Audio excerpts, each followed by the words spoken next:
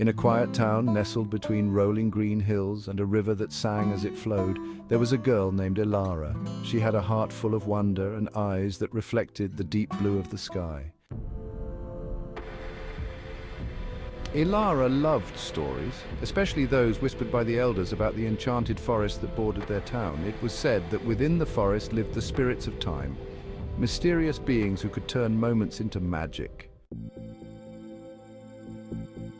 One summer day, as the town prepared for its annual festival of lights, Elara noticed a shadowy figure flitting at the edge of the woods. It was small and quick, like a living shadow. Her curiosity got the better of her, and without thinking, she followed it into the forest. The air grew cooler as the trees closed around her, and beams of sunlight trickled through the leaves, dappling the ground with gold. The shadow led her deeper, darting just out of reach. Finally, it stopped in a clearing, and Elara gasped at what she saw. In the center stood a massive sundial, carved with intricate runes and symbols she did not recognize. Around it, wisps of light floated like fireflies, casting an otherworldly glow. The shadow, which now revealed itself as a small, mischievous sprite, watched her with wide, gleaming eyes.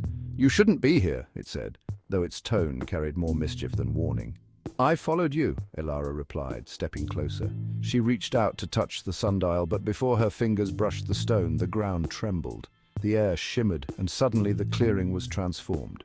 The trees around her grew taller, their bark marked with swirling patterns that seemed to shift and move. A soft hum filled the air, as if the forest itself was alive with song.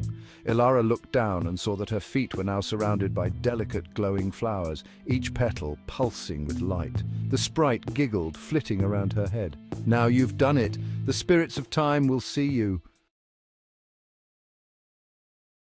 Before she could ask what that meant, a figure stepped from the trees. It was tall, cloaked in silvery robes that shimmered like moonlight. Its face was ageless, eyes that seemed to hold both the dawn of the world and its twilight. It was neither frightening nor warm, but its presence filled the clearing with reverence. "You have touched the dial that binds moments," the spirit said, its voice like wind over water. "Do you seek to change time, young one?" But then she remembered her grandmother, who had grown too frail to join in the festival this year. She remembered her stories about dancing through the town square when she was young, under strings of lanterns that glowed like stars.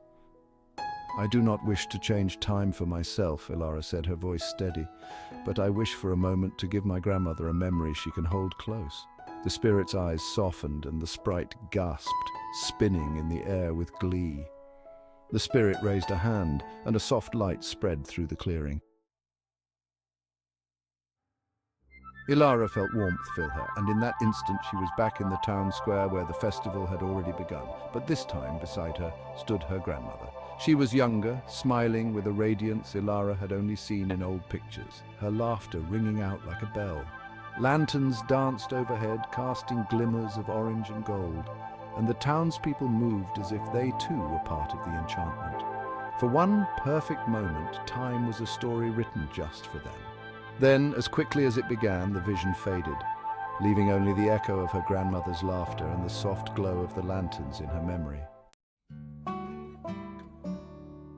When Elara returned to the town square, the festival was alive with light and music. Her grandmother sat by the fire, eyes bright as she shared stories with those gathered. Elara felt a warmth in her chest, knowing they shared something no one else could ever understand, a memory borrowed from the spirits, a moment that was theirs alone. And so, in the town nestled between the hills and the river's song, stories of Elara and the spirits of time became legend, carried by the wind and the laughter of generations to come.